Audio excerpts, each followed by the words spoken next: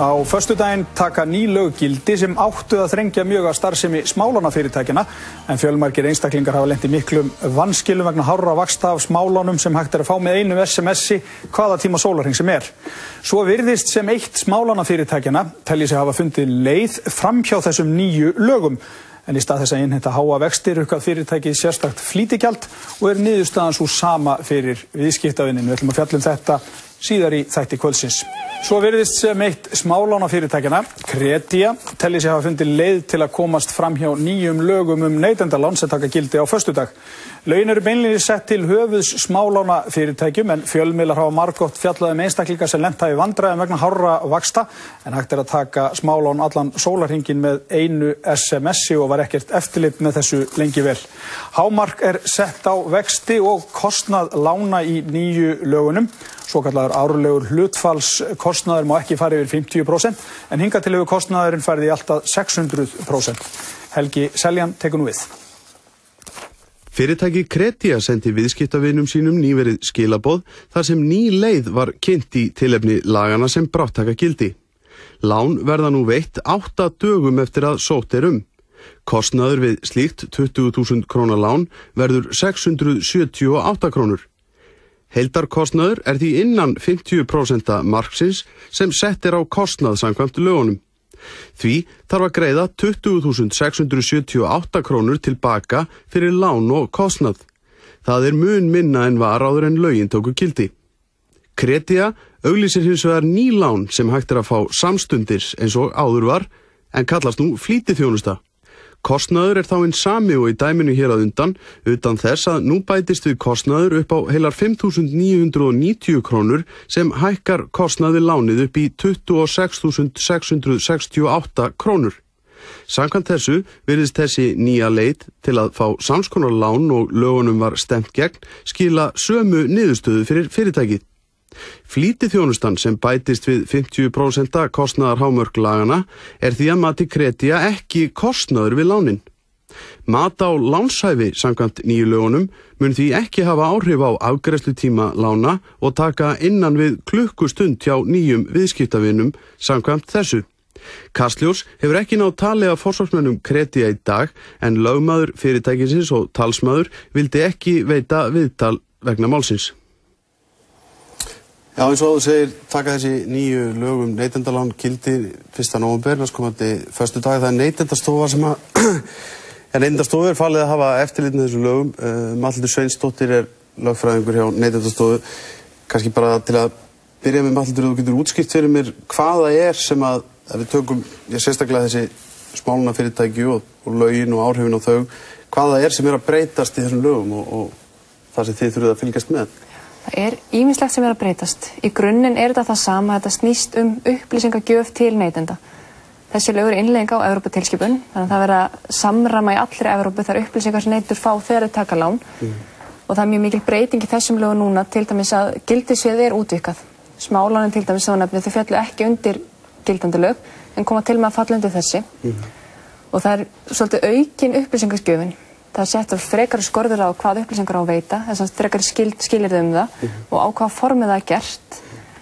Til dæmis er frekari skýrar ákvæðið hvað kom fyrir auglýsingum, hvaða upplýsingar á að veita áður en að samningur er gerður, sem hefur ekki verið gerð krafa áður og þá alltaf vera á sérstöku stöðluðu eyðublaði þannig að neytandi geti mjög auðveldlega búið saman á milli lánveitenda hvernig lánin eru og síðan það upplýsingarna sem er að koma fram í samningnum sjálfum.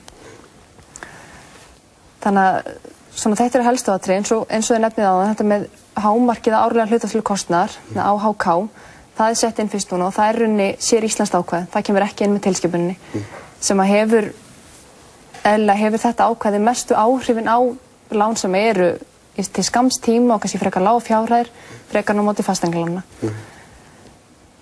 Og síðan það eru svona ýmis réttindi sem að neytum eru bætt við aukin með þessum lögum. Ég get til dæmis nefnt rétturinn til að falla frá samningi, með þessu þá núna neytendum veittur 14 daga fresti til þess að hætta við lántöku og falla þá frá samningnum. Þarf ekki að greiða uppgreiðslugjald, en þarf að greiða vexti og kostnað sem hafa fallið til á þeim tíma sem þeir hafa fengið lánið, en geta þá lækka til dæmis kostnaðin töluvert ef þeir sjá að þeir hefði ekki þurft að taka þetta lán og vilja hætta við. En hvað með svona hluti eins og greiðslumat sem hefur oft verið talað sérstaklega varandi þessi smálana því þetta hluti af umræðinni gegn þessum fyrirbærum hefur verið það að menn séu að taka lán hjá einu fyrirtæki til að borga upp hjá öðru og það sé oft á tíðum sé svo sem alveg hægt að vita það fyrirfram og þú upphæðandi séu lágar að fólk sé jafnvel ekkert borgunarmaður, menn sé ekkert borgunarmenn fyrir því. Hvernig verður það? Já, núna eru komin inn ákvæði í þessi nýju lögum, það eigi alltaf að lánshæfismeta. Ef að lán sem tekið er undir 2 milljón þá á að lánshæfismeta, ef það fyrir yfir 2 milljónir þá að gera greiðslumat. Lánshæfismat er í rauninni bara byggt á viðskiptasögu milli lánveitandans og þessa neytanda sem er að taka lánið. Ef það er engin viðskiptasaga þá er þetta byggt á upplýsingum frá þriðja fjárhagsstöðu, til dæmis eins og kreditinfo og svona. En greiðslumati þá er alltaf komin upp í miklu stærra, þá er neytandinn þarf að skila inn pappirum, 3 mánaða laun, skattframtal og fleiri þess áttar. En svona lánshæfismat eins og fyrir þessi lán sem eru tekin undir 2 milljónum, er hægt að því þau eru, eins og segir, byggð á þá væntanlega því sem kreditinfo hefur til dæmis, vanskilaskrána og eitthvað, er einhver tíma geta menn framkvæmt svoleiðis á mjög stuttum tíma eða? Já, þeir geta alveg gert það og sérstaklega þetta bara byggt á viðskiptasögu, þannig að eiga það bara til hjá sér. En núna, það er líka skilyrði með þessu að það er óheimilt að veita lánið ef að lánshæfis eða greiðslumat er neikvætt. Það eru svona örfáar undantekningar á því eins og til dæmis að það er lagt fram veð sem er hærra heldur en lánið og ef þú ert með lánslofar frá LÍN til dæmis, þannig að námsmenn geta fengið yfirdrátt fyrir LÍN-láninu sínu. En að öllu jöfnu, ef matið er neikvætt, að þá er bara hreinlega óheimilt að veita lánið. Já, þetta hugtak árlegur hlutfallstala kostnaðar, ef þú kannski útskýrið það fyrir mér að því að það talaði um 50%, þessi upphæð var oft sögð vera og yfir 600% þegar áður en að þessi lög voru sett. Hvað á að falla inn í þetta og hvað þýðir þetta nákvæmlega? Árleg hlutfallstala kostnaðar er í rauninni allur lántökukostnaður reiknaður upp á 1% tölu miðað við 1 ár. Og með þessu þá getur við borið saman í rauninni ólík lán sem ber lága vexti en háan lántökukostnað, móti lán sem ber háa vexti og lágan lántökukostnað. Þannig er komin ein tala sem tekur allan kostnað, reiknaður upp á 1 ár og þá getur við borið þetta saman. Þetta er í rauninni bara svolítið samanburðartala. Þetta er svona, þetta metur það hversu þungt lánið er á ársgrundvelli. Þetta er allur kostnaður sem þú þarft að greiða sem sagt af láninu, það er þannig sem þetta er skilgreint. Þið þykist nú vita það að þið embættismenn nú ekki voru hrifnir af því að vera tjá okkur mál sem þið eruð ekki að fjallum og gæti þurft að fjallum. Geturðu sagt mér hvað þér finnst þetta sem vorum að rekja varðandi þessar nýju auglýsingar frá Kredia? Ég get svo sem ekki farin eitt sérstaklega út í þetta tiltekna mál, það verður ekki verið tekið til sérstakra skoðunar. En það er náttúrulega, kemur til að vera sett reglugerð útreikningin, hvernig á að reikna þessu tölu út og það er alveg sérstaklega listað upp allur kostnaðurinn sem þarna kemur inn í og við þurfum þá bara að fara yfir það. Alveg eins og smálánafyrirtækjunum og öllum öðrum, hvort þið sé að reikna þetta rétt. Hvað með svona, umfangið á þessum smálánum, því það hefur auðvitað verið þannig að það hefur svo sem engin einn aðili haft eftirlit með þessu og það er að hluta til það sem þið fór núna. Vitið þið eitthvað hversu umfangsmikið þetta er og hvað þetta er mikið sem þið þurfið að hafa eftirlit með og hversu háar upphæðir verið að tala með eitthvað slíkt? Í rauninni ekki. Við höfum engar tölulegar upplýsingar um það hversu stóru sem markaðir er. Þannig að það er eitthvað sem þið þurfið bara að komast á föstudaginn og þessi lög taka gildi? Í rauninni. En eru þið stakk búin til að sinna þessu þá? Þetta myndum við vilja hafa fleira fólk, það er ekki það. Neitum því aldrei.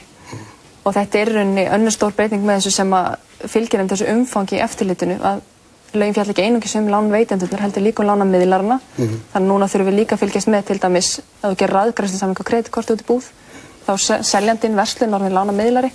Bílasalan, þeir eru mjög oft lánamiðlarar, þannig við þurfum að fylgjast með þessum aðalum líka. Og hvað er þið mörg að fylgjast með þessu? Við erum 4 lögfræðingar.